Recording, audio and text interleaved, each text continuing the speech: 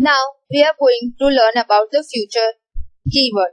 Well, a future represents the result of an asynchronous operation and can have two states, completed or uncompleted. In uncompleted, when you call an asynchronous function, it returns an uncompleted future. That future is waiting for the function asynchronous operation to finish or to throw an error. Well, while the complete state is if the asynchronous operation succeeds, the future completes with a value, otherwise it completes with an error. And now, here we will be seeing completing with a value. A future of type future t completes with a value of type t. This is very much similar to templates in our C++ language.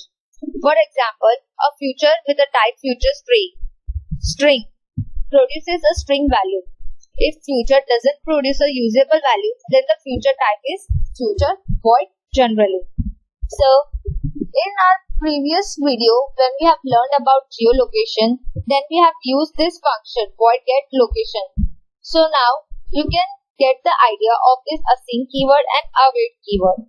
So we have made this method async, and inside this method we are getting a position, and to fetch that position will require some time. So we have used our await keyword because we will be retrieving this value in future.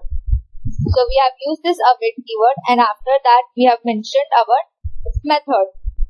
So in it we will wait until the hardware gets our current location with our desired accuracy, and then we print out our position. So that's all for future keyword. And now when we have get the complete idea of asynchronous programming, so in our next video we will be starting to create our screen, components and our COVID-19 app structure. So see you in the next video.